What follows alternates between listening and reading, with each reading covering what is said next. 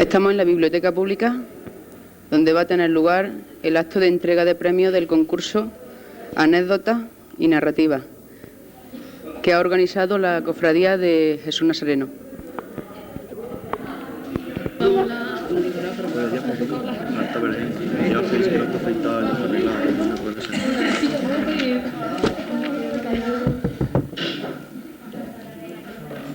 ¿Han visto? ¿Qué? Que no pone quién la ha ganado ni nada. Pero yo te lo soplo. Te lo soplo. Tranquila. A este acto de entrega de los premios del primer concurso de narrativa sobre anécdotas de Encinas Reales, su historia y su gente. En primer lugar, mi agradecimiento a todos los que habéis participado en él, ya que sin vuestra colaboración este acto no hubiera sido posible.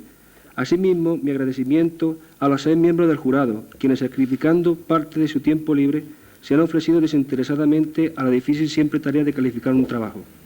La Asociación Juvenil Jesús Nazareno es un grupo de jóvenes de Encinas Reales que no se han conformado con el solo hecho de formar una cofradía, que ya es mucho, sino que han apostado fuerte a objetivos más ambiciosos, posiblemente movidos por la deficiente gestión municipal en materia de juventud y cultura. Hoy, pues, se hace realidad este sueño de la Asociación Juvenil. Hoy podemos ver realizado nuestra primera actividad distinta a la propiamente cofrade.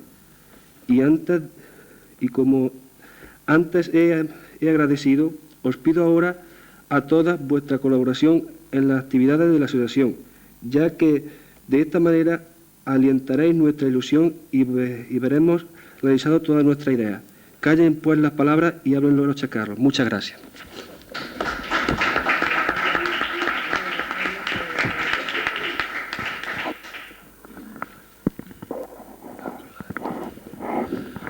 Bueno, en primer lugar, pues vamos a leer los 10 chascarros, sin el orden va a ser por orden de entrega, que luego van a ser los 10 chascarros que han quedado, las 10 anécdotas que han quedado primeras.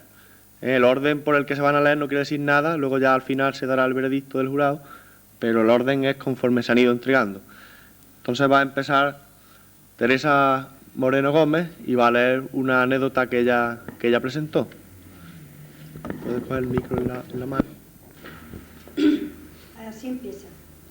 Hay personas a las cuales se recuerda por su labor, por su hecho o simplemente por el cariño. Anónimas que solo viven en el corazón de quien por alguna causa han dejado grabado el amor y a las cuales yo le agradezco su existencia junto a la mía. Hace años, cuando yo tenía 15 o 16, una mujer enfermó y yo ocupé su lugar de trabajo más bien por afecto de nuestra familia que por la preparación que yo podía tener en aquel entonces. Esta mujer era la telefonista de nuestro pueblo, lo que me convirtió a mí en mensajera de muchas situaciones, entre ellas esta que a continuación voy a narrar.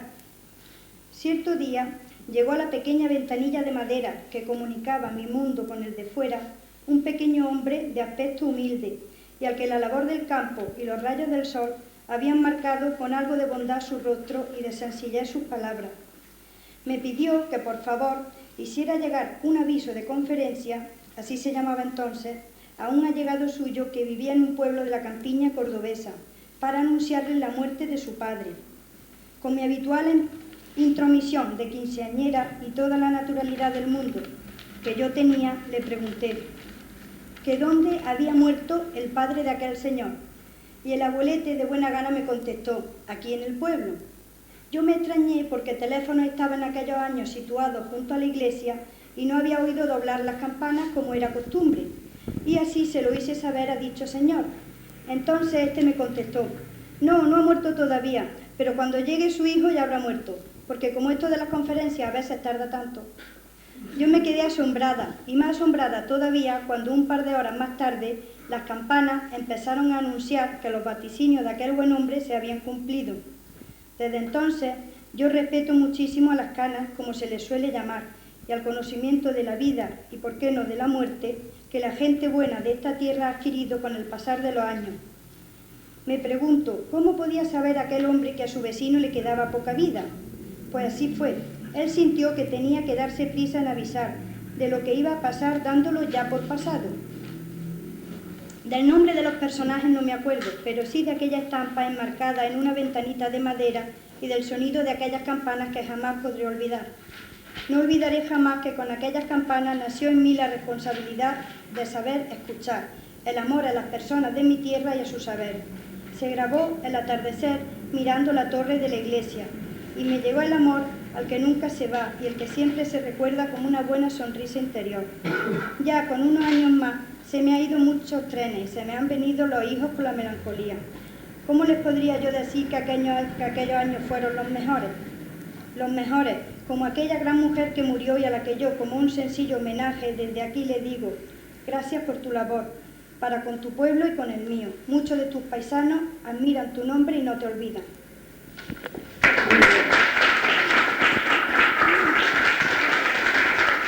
La siguiente anécdota, el autor es Antonio Martínez, no puede estar aquí por problemas de salud, pero está en su hija, ¿no? Él ha escrito 6 anécdotas, todas son, vamos, relativamente cortas, como suelen ser. Se van a leer 5 de ellas, porque han quedado dentro de las 10 primeras, pero la primera de ellas, pues, la reivindica Vicente Hurtado porque aunque no mencione nombres, pues resulta que la anécdota la protagonizó su abuelo, y también hay aquí otro miembro del jurado que también su otro abuelo era el que protagonizó la anécdota. Entonces, pues la va a leer y luego pues tú ya lees la otra.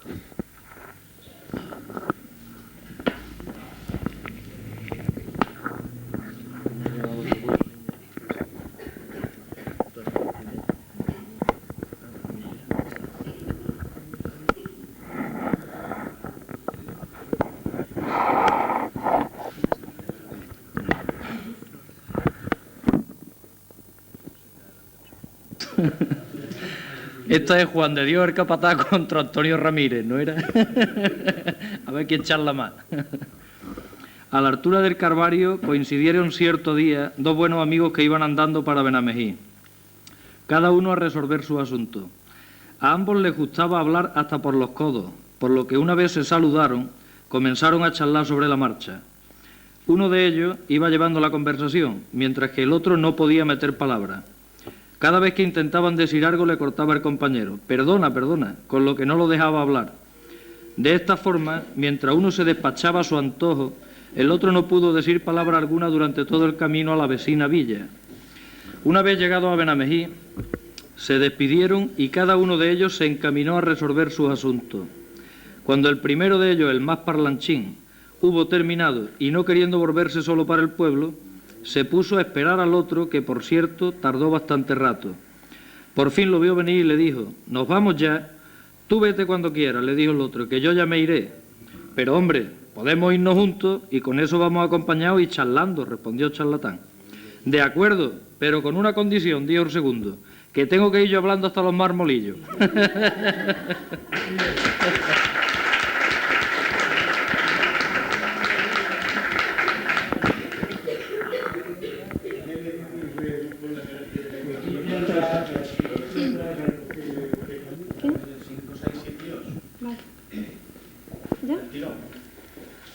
Ciertos novios de esta localidad, una vez casados, se fueron a vivir con los padres de la esposa, ya que no tenían dinero para comprar una casa propia, y el marido se encontraba sin trabajo. Llevaban ya algún tiempo viviendo junto con el yerno, que no se podía estar quieto y además era un manitas. Comenzó a preparar diversos utensilios de carpintería, puntas para madera, tablas de pino, etc.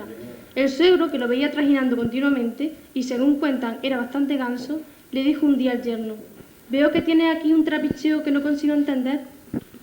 «Pues verá usted», le contestó este, «como ahora no tengo trabajo, he pensado en entretenerme haciendo una mesilla de noche».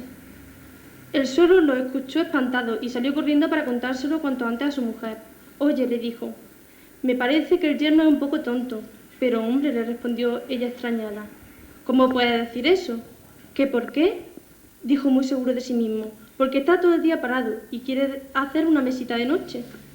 Muy bien.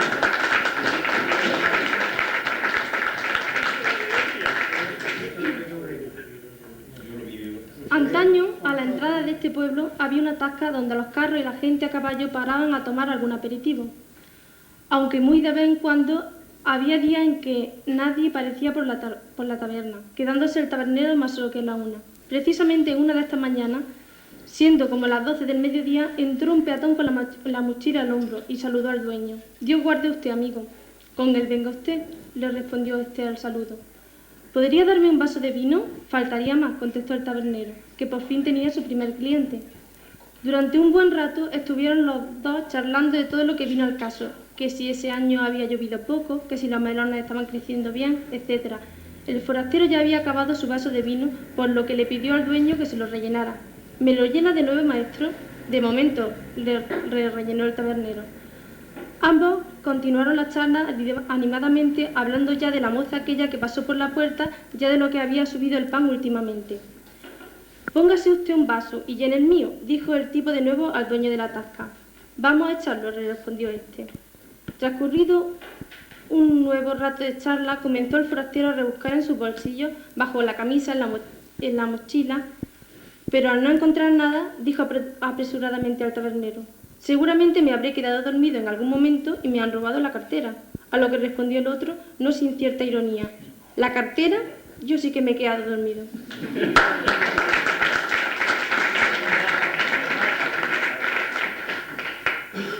No hace mucho tiempo que vivían en esta localidad cierta señora viuda con su hijo, nuera y nieto. Todas las tardes después de la comida, la nieta y la nuera se iban al patio y se ponían a coser debajo de un gran emparrado que le aliviaba de la calor del verano. Entre tanto, y para que no se aburriera, le ponían la tele a la abuela, que se pasaba toda la tarde viendo las noticias y los documentales que ponían a continuación.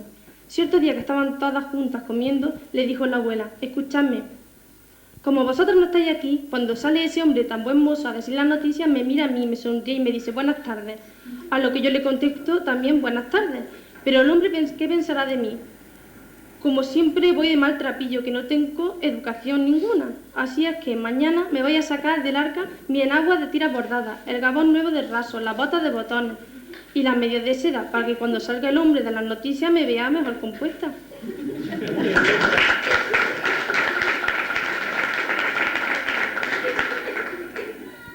Cierto señor de la localidad tenía unos familiares en Madrid, a los que iba a visitar cada cierto tiempo. Él ya conocía bien el barrio donde vivían sus parientes, por lo que salía solo a dar largos paseos. En una de estas salidas se encontró con un músico que llevaba un violonchelo, quedando tan sorprendido ante aquel inmenso violín que, sin pensarlo dos veces, comenzó a seguir al músico por el barrio. Según iba caminando, iba pensando cómo podría ponerse sobre el hombro aquel instrumento tan enorme, y una vez en el hombro, cómo se podría alcanzar a tocarlo con el arco. Inmerso iba el hombre en estos pensamientos cuando vio que el músico entraba por la puerta trasera de un gran edificio. Pronto se aprestó nuestro sujeto a entrar él mismo por aquella puerta, hecho lo cual se vio en una sala muy grande en la que había otros músicos esperando a que él había perseguido. Un poco preocupado por lo que pudiesen decirle los guardias por colocarse allí sin permiso, se apretujó contra un mueble que estaba al fondo de la sala y se preparó para ver tocar aquel formidable instrumento. Al poco rato apareció el director de la orquesta y ordenó a los músicos que se sentasen y preparasen los instrumentos para comenzar el ensayo. Todos así lo hicieron, y entre ellos el músico que llevaba el cello. Apoyó el instrumento en el suelo, cogió el arco y comenzó a tocarlo bajo las órdenes del director. Cuando nuestro amigo vio esto, dio rápidamente un salto y con grandes gestos de mano gritó en la sala: «¿Así sí?».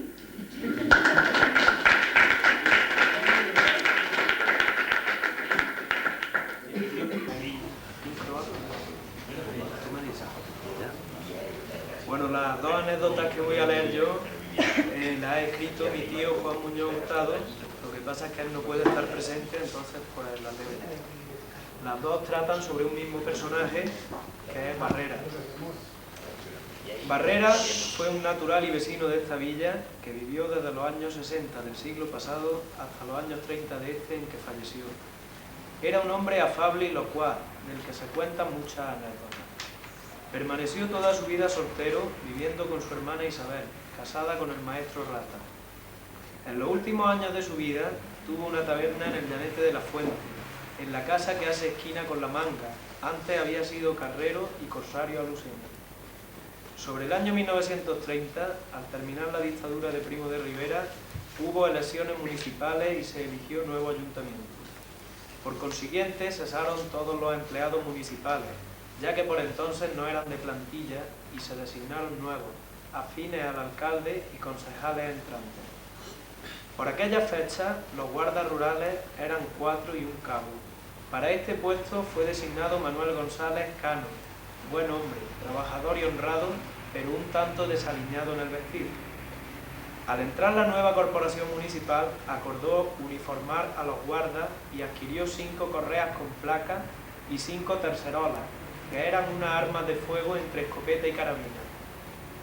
Para estrenar el tributo se escogió el día del Corpus, y ese día del mes de junio asistió la corporación a la misa mayor, escoltada por los guardas. Cuando terminó esta, se organizó la procesión del Santísimo en la custodia bajo palio, al que daban escolta en honor los guardas con sus camisas blancas y sus tercerolas al hombro, marcando el paso a compás de la banda de tambores y cornetas de la Cruz Roja. Bajaba la procesión la calle Real abajo, cuando a la altura de la fuente, al inefable cabo de los guardas le dio un flato, cayendo redondo al suelo. Acudieron enseguida los más cercanos para ayudarle, y se llamó a don Eustaquio, el médico, que iba en la procesión, que trató de reanimarlo haciéndole aire con el sombrero y rociándole con agua, pero ni por esa. Entonces Barrera, que estaba viendo la procesión desde el llanete, dijo: «Sacadle las jarapillas». Remedio santo. En cuanto le desabrocharon al inefable Cano, volvió en sí y continuó la procesión con la jarapilla por fuera sin más incidente.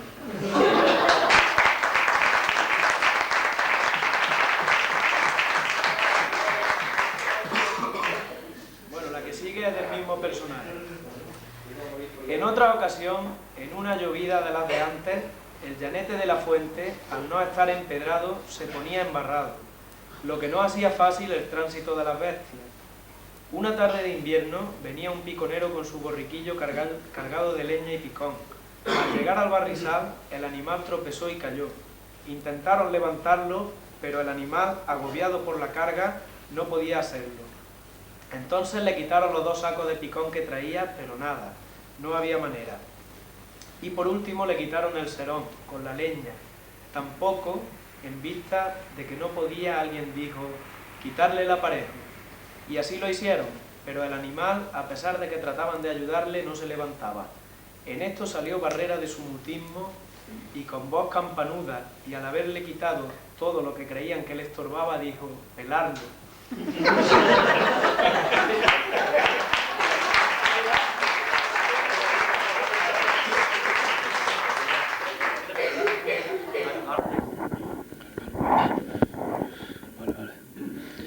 Bueno, las 2 anécdotas que voy a leer a continuación las leo yo porque las han hecho 2 autores distintos, pero son anónimos. Entonces, pues, esto permanece en anonimato y yo pues la leo por ello.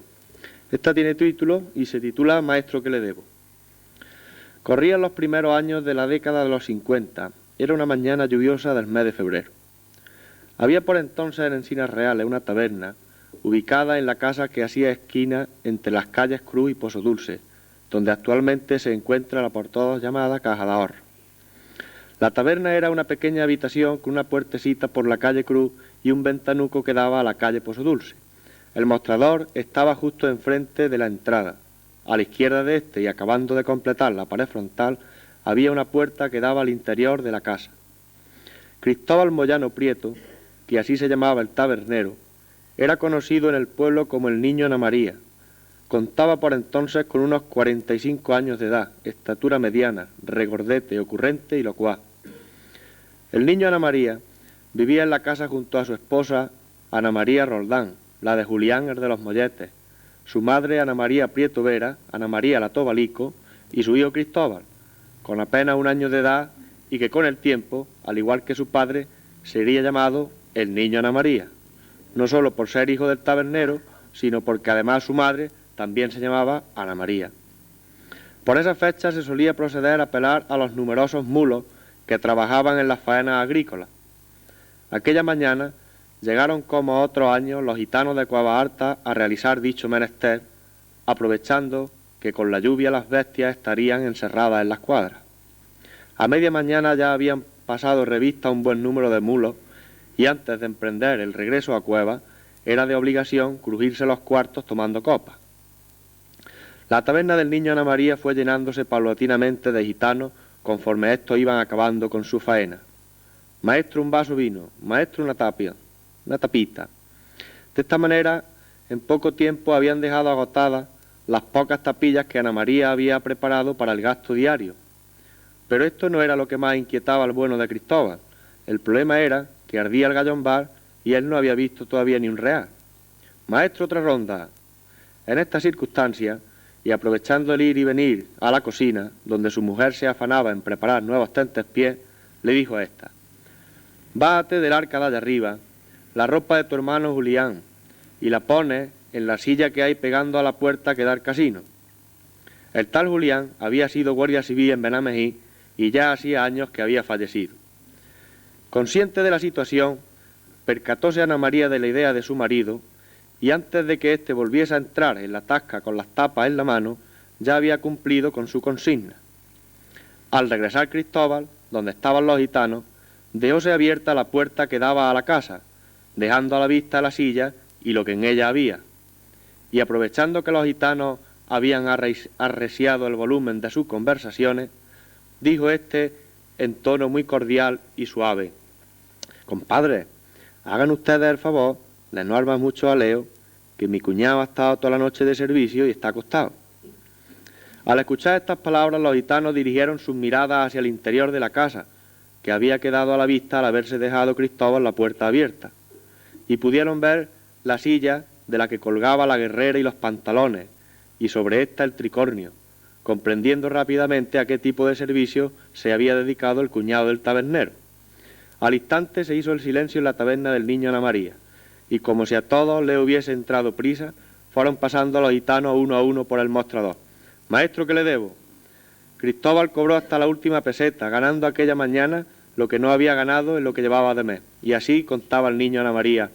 ¿Quién le iba a decir a mi cuñado Julián que le iba a pasar como Arcís campeón, que ganó una batalla después de haberse muerto?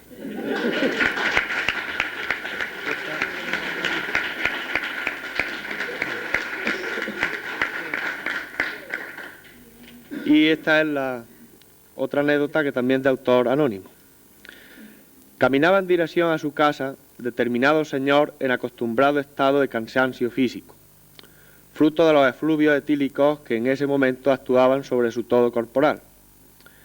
Viéndose imposibilitado de llegar a su domicilio sin mayores percances y a la altura de la puerta de alguna vecina en la cual se mostraba solitaria una silla que servía para tomar el fresco, este buen hombre solicitó de su dueña el permiso de uso durante el tiempo necesario para recuperar la fortaleza y lucidez que le permitieran llegar a su casa. Concedido el mismo por la dueña y en mal hilvanada conversación con ella, el señor se le ocurrió, a pesar de su estado, proponer: mira, vecina, ya que yo estoy viudo y tú también, podíamos pensar en casarnos y así nos hacíamos un apaño mutuo. Se desconoce la respuesta que a semejante propuesta se produjese.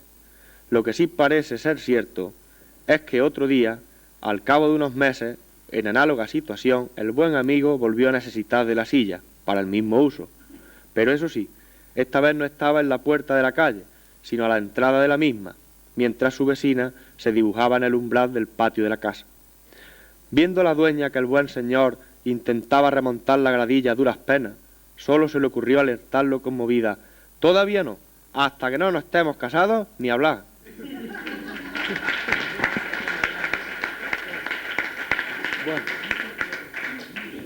Bueno, estas 10 anécdotas que se han leído son las que han quedado, las 10 primeras.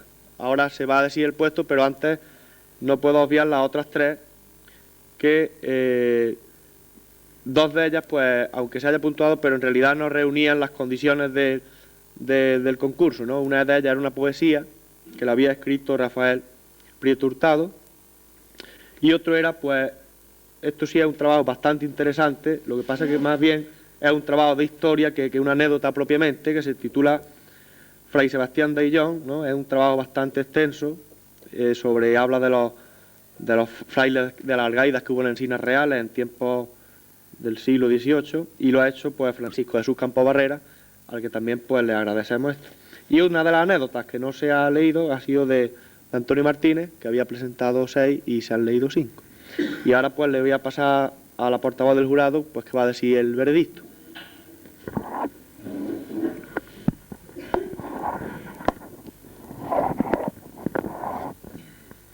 Los componentes del jurado han sido los siguientes: Vicente Hurtado Navarro, Inmaculada Villa, Pedro Ruiz Fernández, José Luis Prieto Rojas, Gabriel Moreno Ramírez y servidora, María del Rosario Ramírez Leal. El jurado ha tenido en cuenta para la puntuación de la anécdota varios criterios, que son los siguientes. Primero, exposición, que se refiere a la estructura y a la situación de la anécdota. Narrativa o estilo literario y calidad de la anécdota. La calidad de la anécdota comporta la mitad de la puntuación final y la exposición y el estilo literario son una tercera parte de la nota final. Y ahora pasaré a enumerar las 6 primeras anécdotas. En sexto lugar ha quedado la anécdota número 10 con una nota final de 5,54, que es la anécdota relativa al mulo cuyo protagonista es Barrera y ha sido escrita por Juan Muñoz Hurtado. En quinta posición ha quedado la anécdota número 13 con una nota final de 5,54, cuyo título es Todavía no y su autor era anónimo. En cuarto lugar ha quedado la anécdota número 6 con una puntuación final de 5,66 y cuyo autor es Antonio Martínez. En tercer lugar ha quedado la anécdota número 1 con una puntuación final de 6,125 referente a la conferencia telefónica cuya autora es Teresa Moreno. En segundo lugar ha quedado la anécdota número 9 con una puntuación final de 6,54, también cuyo protagonista es Barrera y su autor es Juan Muñoz Hurtado. Y en primer lugar ha quedado la anécdota número 12 con una puntuación final de 8,33, cuyo título es Maestro, ¿qué le debo? Y autor anónimo.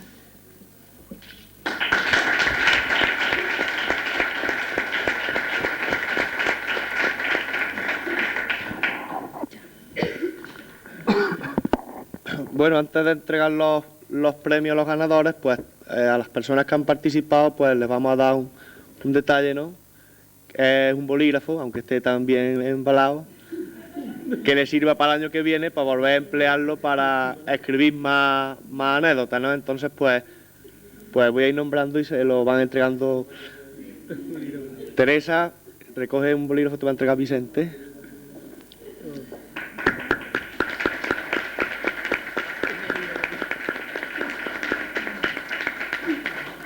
Recoge Isma el de tu padre, para Antonio Martínez.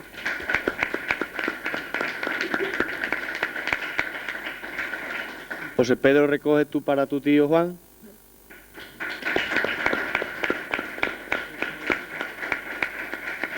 Bien, y queda el de Rafael Hurtado y el de Rafael Prieto Hurtado y el de Francisco Campos, pues que como no están aquí y no han delegado ninguno, pues ya se los entregaremos nosotros. Y ahora a continuación, pues el presidente va a entregar los premios, que son pues al tercer, segundo y primer premio. Constan de, como habéis visto en las carteles, casi todos son premios metálicos. El tercer premio son 2.500 pesetas, el segundo premio son 5.000 pesetas y el primer premio son 10.000 pesetas. Como el primer premio es autor anónimo y este autor cuando entregó dijo que si ganaba algún premio pues lo donaba a la asociación. Así pues vamos a entregar el tercer premio para Teresa Moreno Gómez.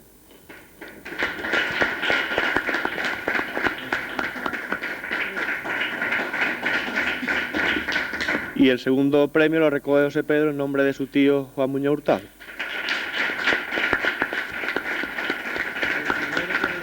Y ahora dale las gracias si quieres.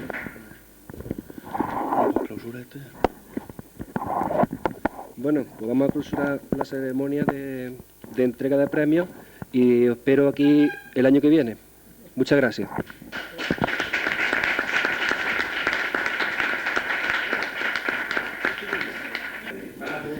Juan Víctor Prieto Sánchez, el secretario de la Asociación Juvenil de Jesús Nazareno. ¿De quién ha sido la idea de este concurso de anécdotas y narrativa? Bueno, la idea ha sido un poco de todos, ¿no?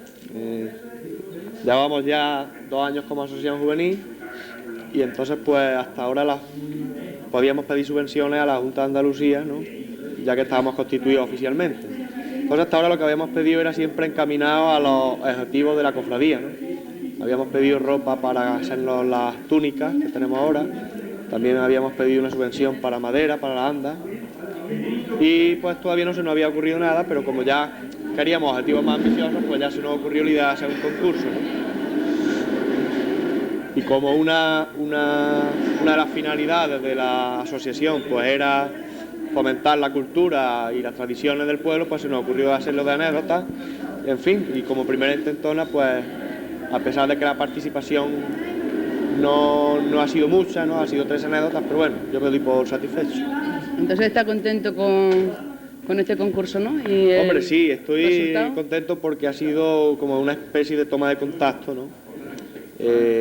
Para ver cómo reaccionaba la gente, ¿no? Porque la gente del pueblo normalmente cuando tú pones un cartel y convocas, como no le insistas personalmente, no suele colaborar, ¿no? Eso lo sabemos por experiencia. Entonces, además del cartel, yo creo que lo que también ha dado mucha importancia ha sido que hemos mandado cartas a personas del pueblo, no hemos podido mandar a todas las casas porque sería muy costoso, y hemos mandado cartas a la gente del pueblo, pues animándoles a que participen y pidiéndoles su colaboración. Entonces, pues esto y luego la labor personal por la calle de cada uno pues creo que ha podido ser, pero no obstante para el año que viene pues se debería enfocar de otra manera para que consiguiésemos una mayor participación. ¿Quién colabora económicamente con este concurso de anécdotas? Bueno, pues esto parte todo de la Asociación Juvenil y este concurso pues ya lo hemos dicho que habíamos pedido una subvención a la Junta de Andalucía por nuestra iniciativa que no había sido subvencionado. Pero vamos, que el dinero, todo esto es parte de la asociación. Pues muchas gracias, Juan Víctor, y yo te reto para que un día, sentado en una mesa, a viva voz, las personas del pueblo de Encinas Reales puedan contar las anécdotas, pero con gestos y con viveza y con actividad, no simplemente en un papel escrito. Pues si acepta el reto ante las cámaras del vídeo comunitario. Que las cámaras también van a participar en el reto. De acuerdo. Pues ojalá que podamos un día tener en una mesa sentados a muchas personas del pueblo que se expresen y que nos cuenten las anécdotas reales de Encinas Reales. Muchas gracias por la colaboración. Ya está difícil, ya está bien despedido. Muchas gracias.